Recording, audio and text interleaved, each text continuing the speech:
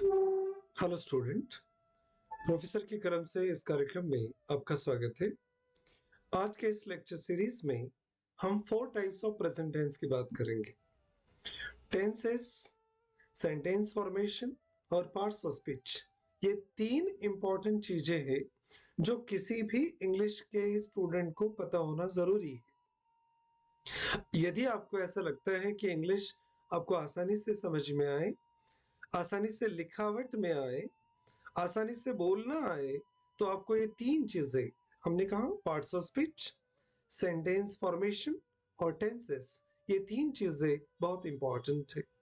आज के इस लेक्चर में हम बात करेंगे प्रेजेंट टेंस के 4 प्रकार कौन कौन से हैं, और आज हम समझेंगे कि फॉर्मूले कैसे ध्यान में रखना है टेंसेस के, उसका यूजेस कहाँ पर होता है, कुछ एग्जाम्पल्स को भी हम डिस्कस करेंगे और कुछ प्रैक्टिस के लिए आपको क्वेश्चन आंसर्स भी दिए जाएंगे।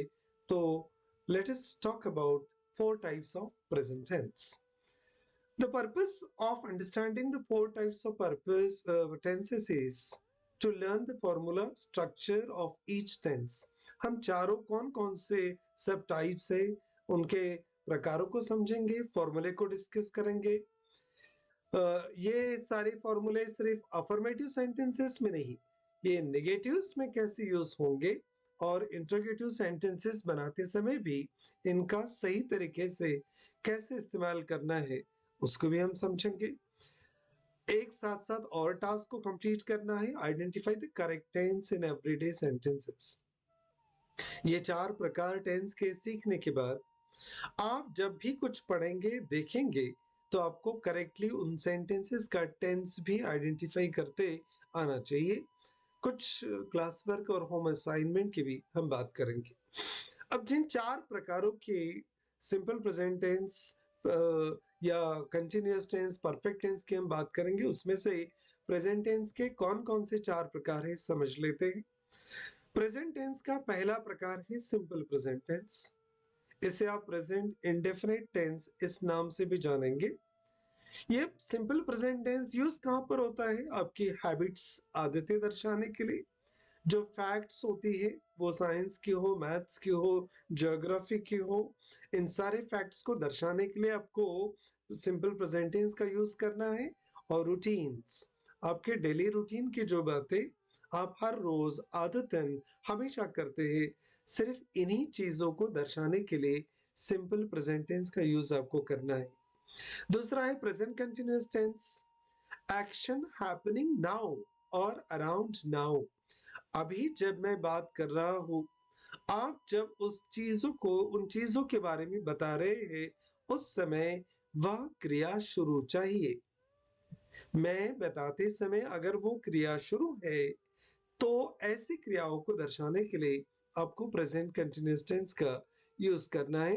प्रेजेंट कंटिन्यूअस टेंस को प्रेजेंट इम्परफेक्ट टेंस भी कहा जाता है और इसी टेंस को प्रेजेंट प्रोग्रेसिव टेंस के नाम से भी जाना जाता है। तीसरा एक इंपॉर्टेंट जो सब टाइप है हम डिस्कस करने वाले, वो present perfect tense. Completed actions, जो क्रियाएं पूर्ण हो चुकी पर एक शर्त है, कनेक्टेड विद द प्रेजेंट। जो वर्तमान समय में क्रिया पूर्ण हो चुकी है, अभी भी वर्तमान पूरी तरह से गुजरा नहीं है, ऐसी क्रियाओं को दर्शाने के लिए हम प्रेजेंट परफेक्ट टेंस का यूज करेंगे, इस्तेमाल करेंगे। और चौथा जो प्रकार है इसका, वो है present perfect continuous tense. Action continuing from the past up to the present. भूतकाल में वो क्रिया कभी तो भी शुरू हुई और अभी भी चल रही है, समाप्त तो होने की है। इस प्रकार का भाव दर्शाने के लिए प्रेजेंट परफेक्ट कंटिन्यूअस टेंस का यूज किया जाता है। अब ये हो गए 4 अलग-अलग प्रकार वर्तमान काल के प्रेजेंट टेंस के, जिसको हम simple present, present continuous, present perfect और प्रेजेंट परफेक्ट कंटिन्यूअस टेंस के नाम से जानेंगे। अब ये प्रकार कैसे हमें समझना है, विस्तारित रूप से हम समझने का प्रयास करते हैं। सिंपल प्रेजेंट टेंस यूज कहां पर होता है? हैबिट्स दर्शाने के लिए, routines, universal truth. Universal truth का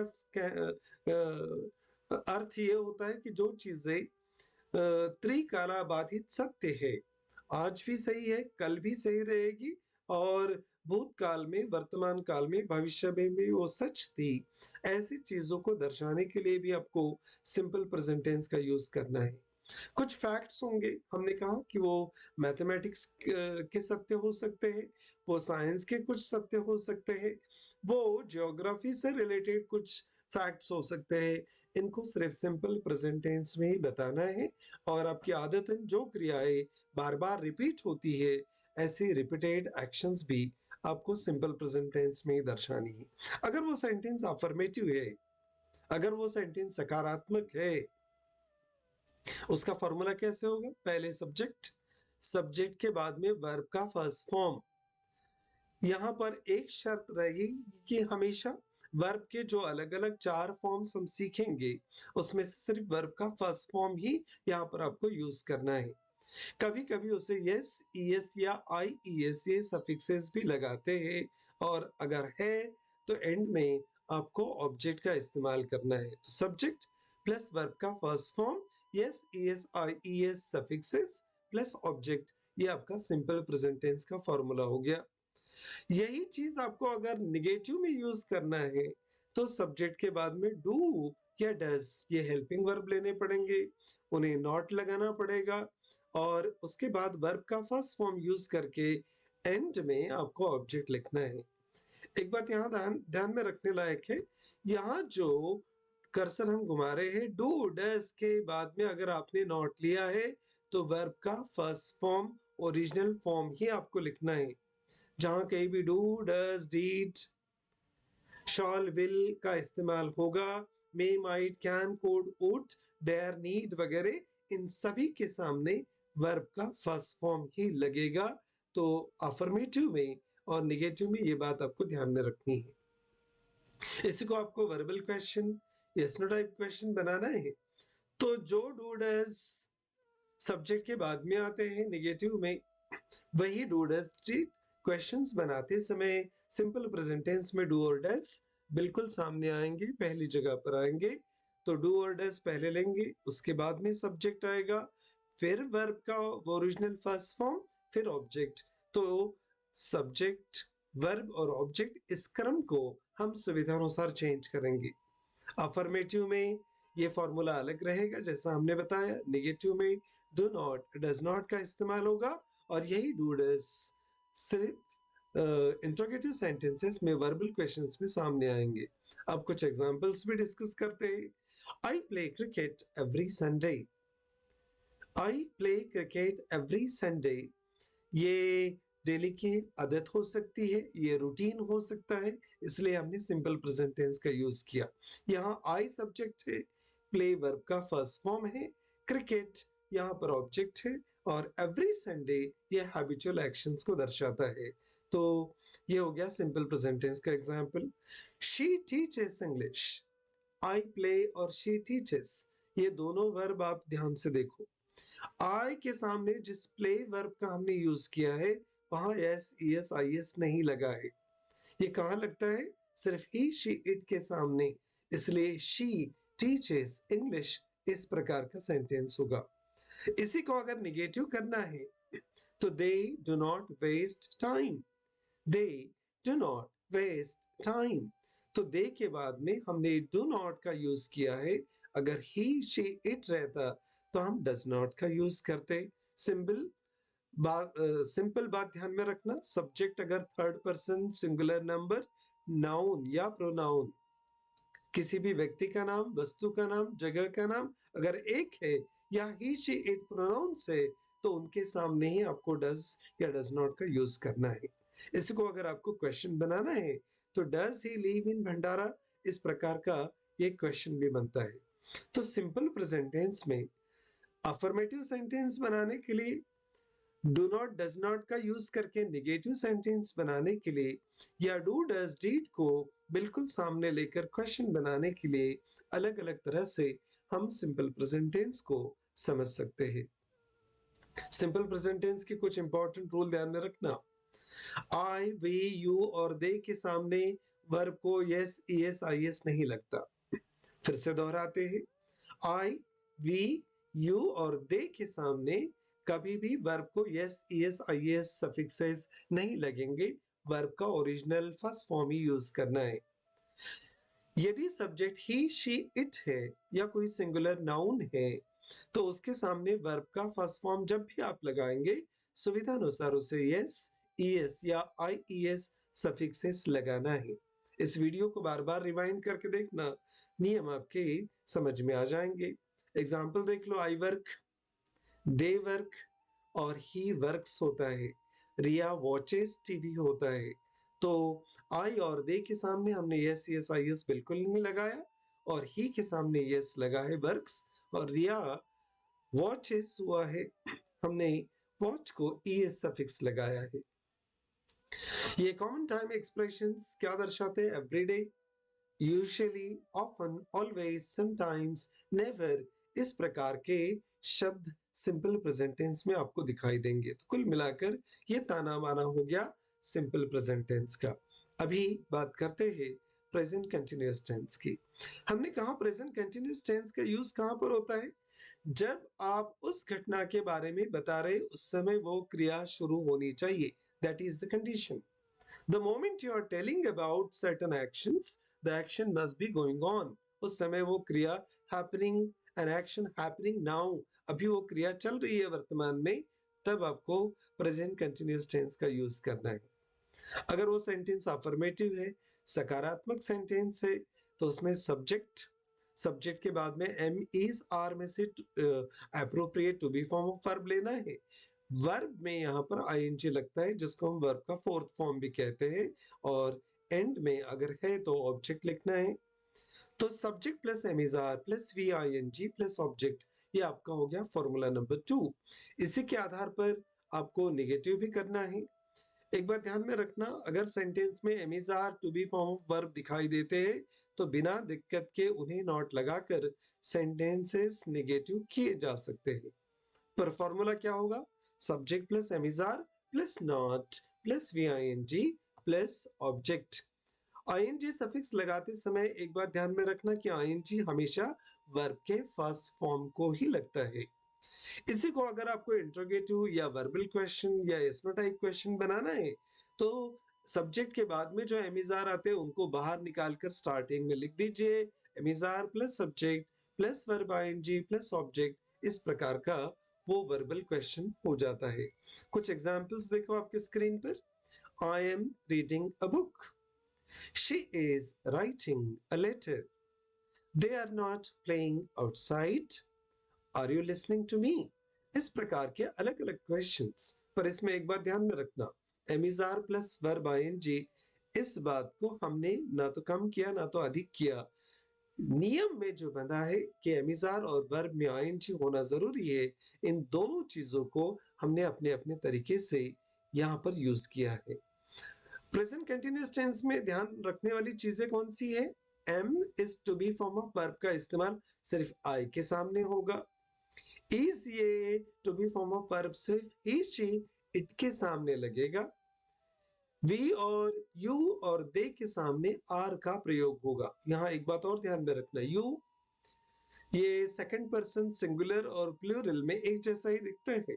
you are a boy and you are boys, पर ए यू सिंगुलर हो या प्लूरल हो, ये दोनों परिस्थितियों में यू के सामने आर का ही प्रयोग होता है, बाकी और to be form of verb नहीं लगते। Now, at present, at the moment, currently, इस प्रकार का इंप्रेशन जब भी रहेगा, तब प्रेजेंट कंटिन्यूअस टेंस का इस्तेमाल होगा। तो अभी तक हमने दो टेंसेस को जानने का प्रयास किया। एक है simple present tense, subject plus verb का first form, yes, ES, IES suffixes plus object. दूसरा था present continuous tense, subject plus am is are plus V I N G plus O. और इसके बाद में हम तीसरा एक टेंस डिस्कस करेंगे, प्रेजेंट परफेक्ट टेंस। वर्तमान काल की ये तीसरी वैरायटी है। प्रेजेंट परफेक्ट टेंस कहाँ दर्शाते हैं, कहाँ यूज किया जाता है, वो भी समझ लो। एन एक्शन कंप्लीटेड रिसेंटली, जो क्रिया अभी अभी खत्म हुई है, कुछ देर पहले, थोड़ी देर पहले, ज्यादा समय नहीं हुआ है, ऐसी क्रियाओं को दर्शाने के लिए हम प्रेजेंट परफेक्ट टेंस का यूज करते हैं। प्रेजेंट परफेक्ट टेंस का अगर सेंटेंस अफर्मेटिव है तो फॉर्मूला होगा subject plus have has plus verb का थर्ड फॉर्म प्लस ऑब्जेक्ट। अब यहाँ पर हैज कहाँ लगाना और हैव कहाँ लगाना उसकी भी हम चर्चा करेंगे। जहां कहीं भी आपको हैव एज के बाद में वर्ब का थर्ड फॉर्म दिखाई देता है, बिना दिक्कत आप हैव एज को नॉट लगाकर सेंटेंस को नेगेटिव बना सकते हैं।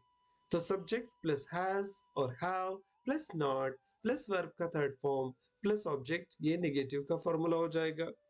इसी को आपको इंट्रोगेटिव करना है तो कुछ नहीं करना है, हैव एज को सब्जेक्ट के पहले बाहर निकाल लीजिए, एंड में क्वेश्चन मार्क लगा दीजिए, तो have has plus subject plus V3 plus object plus question mark, इस प्रकार से आप क्वेश्चन भी बना सकते हैं। एग्जाम्पल्स आपके स्क्रीन पर है। I have finished my homework, have plus V3। She has visited Delhi, has plus visited V3। We have not seen this movie, वे के बाद में हैव नॉट तो लगाया पर हैव नॉट के बाद सीन वर्ब का थर्ड फॉर्म है। तो कुल मिलाकर प्रेजेंट परफेक्ट टेंस में सब्जेक्ट के बाद में हैव एज और हैव एज के बाद में वर्ब का थर्ड फॉर्म लिखना जरूरी है। Have you completed the work, हमने इसको क्वेश्चन भी बना लिया। हैव और हैज को अगर आप सेंटेंस से निकाल कर बाहर लिख देते हैं तो वही वर्बल क्वेश्चन बन जाता है। प्रेजेंट परफेक्ट टेंस में हैज और हैव का इशू जब भी आपके सामने आएगा, एक बात ध्यान में रखना, आई के सामने, वी के सामने, यू और दे के सामने हैव का ही प्रयोग करना है।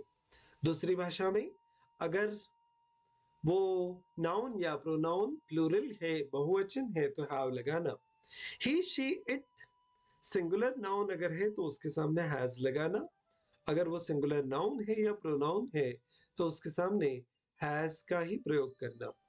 V3 का मतलब होता है पास्ट पार्टिसिपल, वर्ब का थर्ड फॉर्म, जैसे ईट का ईटन होता है, राइट का रिटन होता है, फिनिश का फिनिश्ड होता है, तो इसको हम पास्ट पार्टिसिपल कहते हैं। और वर्ब में जहां आईएनजी लगता है उसे हम प्रेजेंट पार्टिसिपल कहते हैं। तो ये कुछ शब्द भी आपको ध्यान में रखने हैं। ये यूज कहां पर होता है, कैसे इंप्रेशंस होते हैं? Just, already, yet, ever, never, recently, so far, इस प्रकार के इंप्रेशन जहां कहीं भी दिखाई देंगे, समझ लेना कि ये प्रेजेंट परफेक्ट टेंस का यूज होगा। अब यहाँ पर हम प्रेजेंट टेंस की आखिरी और चौथी वैरायटी को डिस्कस करेंगे जिसे हम प्रेजेंट परफेक्ट कंटिन्यूअस टेंस कहते हैं। यूज कहां पर होता है वो भी समझ लीजिए। प्रेजेंट परफेक्ट कंटिन्यूअस टेंस ऐसी परिस्थितियों में यूज होता है कि भूतकाल में कोई क्रिया पहले शुरू हुई, अभी भी चल रही है, खत्म नहीं हुई, समाप्त नहीं हुई, ऐसे ही परिस्थितियों में आपको प्रेजेंट परफेक्ट कंटिन्यूअस टेंस का यूज करना है। अफर्मेटिव अगर सेंटेंस है तो फॉर्मूला होगा subject plus have has plus been plus verb में आईएनजी प्लस ऑब्जेक्ट। तकरीबन इन सेंटेंसेस में सिंस या फॉर का प्रयोग होता है। आगे चर्चा में हम सिंस कहाँ लगाते हैं और फॉर कहाँ लगाते हैं ये भी हम डिस्कस करेंगे। अगर यही सेंटेंस नेगेटिव आपको करना है तो सब्जेक्ट के बाद में हैव एज को नॉट लगाना, बीन लिख देना और वर्ब में आईएनजी लगाकर ऑब्जेक्ट लिखना है तो सिंस और फॉर के साथ में समय का भी जिक्र आपको करना है। इसी को आप इंट्रोगेटिव बना सकते हैं। हैव एज को सिर्फ बाहर निकालिए, बाकी सब्जेक्ट, बीन और वर्ब आईएनजी ऑब्जेक्ट जहां है वहीं पर आपको रखना है और एंड में क्वेश्चन मार्क्स लगा देना है। For example, I have been studying for 2 hours, she has been teaching since 9 AM। अब एक बात ध्यान में रखो, पहले सेंटेंस में I have been studying for 2 hours मैंने कहा, दूसरे सेंटेंस में फॉर 9 AM नहीं कहा हमने, सिंस 9 AM कहा है। फॉर का इस्तेमाल वही होगा जहां हम समय को दिन में, हफ्तों में, घंटों में गिन कर बताते हैं। समय अगर कैलकुलेट करके, काउंट करके अगर बताया गया है तो फॉर का इस्तेमाल करना है। और समय अगर गिनकर नहीं बताया है कि कितने घंटे हुए, कितने दिन हुए, कितने हफ्ते हुए, तो वहां पर आपको सिंस का प्रयोग करना है। तो सिंस और फॉर दोनों का इस्तेमाल आप सही तरीके से करना सीख लेना। They have not been working since Monday, have not, have के बाद नॉट लगा दिया, हैज के बाद नॉट लगा दिया तो सेंटेंस नेगेटिव हो जाता है। और हैव और हैज को अगर बाहर निकाल कर स्टार्टिंग में अगर आपने लिख दिया have you been waiting for long, तो ये वर्बल क्वेश्चन बन जाता है। सिंस और फॉर की जो हमने चर्चा की थी, तो since point of time when action started, जहां से क्रिया शुरू हुई वहां के लिए आपको सिंस का यूज करना है। Example, since Monday, since 2020, since 8 AM, since morning, इस प्रकार का जिक्र रहेगा। और जहां आप टाइम कैलकुलेट करते हैं, ड्यूरेशन ऑफ टाइम आपके सामने कैलकुलेट करके बताया जाता है, वहां आपको फॉर का यूज करना है। जैसे for 2 hours, for 3 days, for 5 years, for long time, इस प्रकार के इंप्रेशंस वहां पर रहेंगे। For example, I have been living here for 5 years, हमने 5 साल को गिनकर बता दिया। पर दूसरे सेंटेंस में she has been working here since 2021, 2021 से वो यहाँ काम कर रही है, पर अभी तक कितना समय हुआ ये हमने कैलकुलेट करके नहीं बताया। इसलिए फॉर और सिंस दोनों का प्रयोग आप यूज करना सीख लेना है। कुछ चीजें समझ लीजिए। प्रेजेंट, सिंपल प्रेजेंट टेंस कहाँ करते हैं? हैबिचुअल एक्शंस और रूटीन के लिए। प्रेजेंट कंटिन्यूअस कहाँ? जो अभी चीजें घटित हो रही है आपके सामने। और प्रेजेंट परफेक्ट टेंस जो वर्तमान में क्रिया अभी अभी खत्म हुई। और प्रेजेंट परफेक्ट कंटिन्यूअस टेंस कहाँ? जो क्रिया भूतकाल में एक समय पर शुरू हुई, अभी भी चल रही है, समाप्त होने की है। ये कुछ सेंटेंसेस है आपके सामने। आप इन सेंटेंसेस के मूड को समझना है और प्रेजेंट टेंस के 4 में से कौन से वैरायटी में ये फिट बैठते हैं वो भी आपको बताना है। जैसे she go to college every day, they play football now, I finish my homework, he study for 3 years, you know the answer, she not work since morning. अब ये जो ब्लैंक हमने छोड़ दिए हैं, इसमें वर्ब का कौन सा फॉर्म लगेगा, इसमें कौन सा टेंस यूज होगा, ये शब्द everyday, now, for 3 years, since morning, ये शब्द आपको हिंट देंगे कि आपको प्रेजेंट टेंस लगाना है, सिंपल प्रेजेंट टेंस लगाना है, कंटिन्यूअस प्रेजेंट परफेक्ट टेंस लगाना है या प्रेजेंट परफेक्ट कंटिन्यूअस। तो ये सेंटेंस आप सॉल्व करके देखिए, आपको समझ में आ जाएगा। कुछ और होमवर्क आपको दे देते हैं। Write the formula of 4 present tenses, वर्तमान काल के 4 अलग अलग फॉर्मूले लिखिए। Write 5 affirmative sentences for each tense, वर्तमान काल के जो 4 अलग अलग वेराइटी है उसके अलग अलग सेंटेंसेस भी लिखिए।